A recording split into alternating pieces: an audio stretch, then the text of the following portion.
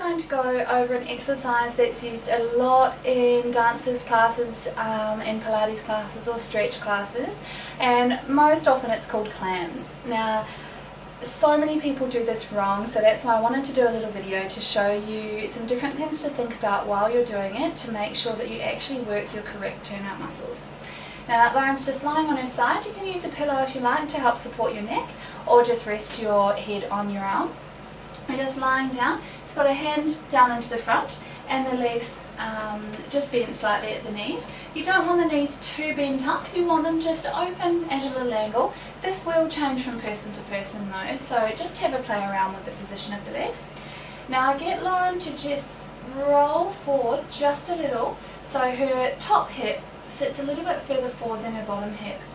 Okay, your turnout muscles sit from this lumpy bit of the hip right round into the tailbone or further into the pelvis.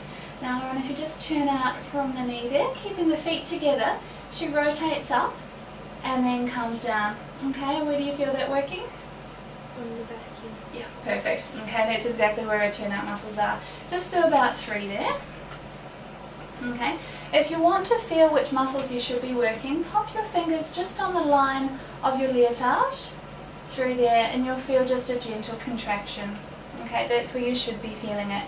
Now, one of the most common problems I see is people starting with the hips too far back. So Lauren, if you roll the hip back, open the knee up there, and what muscles do you feel working? Up the front of the leg. Exactly, okay.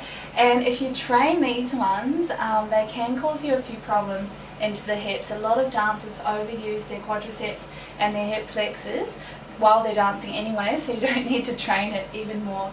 So start rolling with the hips slightly forward and just gently up into here. Now you only need to do a small range, okay? Lauren, if you take that knee right up towards the ceiling, you can see what happens is your hip starts to roll back, and what can you feel working there? The front of the leg starts working. Exactly, yep. So come back down. So even if you start off in a good position, if you take the knee too high, then you'll start recruiting all those other muscles down the front of the leg. So just do another 3 really nice ones there. So the toes are staying together, she's nice and relaxed through her upper body, just gently working those turnout muscles. Now, after doing about 10 to 15, you should really be starting to feel it. You don't need to do hundreds in this position. If you're really isolating the turnout muscles, they're only tiny little muscles, that should be enough to kind of kickstart them. Then you can start using them more while you're actually dancing, which is the main idea.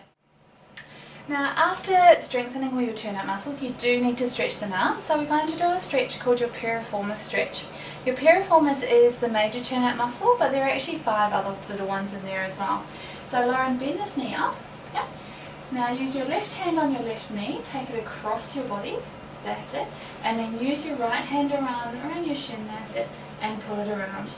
Now she's concentrating on keeping both hips down onto the ground, both shoulders down onto the ground. Feel a nice stretch down the bottom? Yeah. Okay. So you can have a little bit of the feel around. You can try taking the knee across a little bit more. You can try bringing the foot in towards you. And because there are a few different muscles in there, you'll feel it in a slightly different place with each one. If you feel it at the front of the hip, if the hip's a little bit irritated, you don't want to feel that. So just bring the knee back a little, but rotate it more, and you should be able to feel that more in the turnout muscles of that side. Okay, and hold it.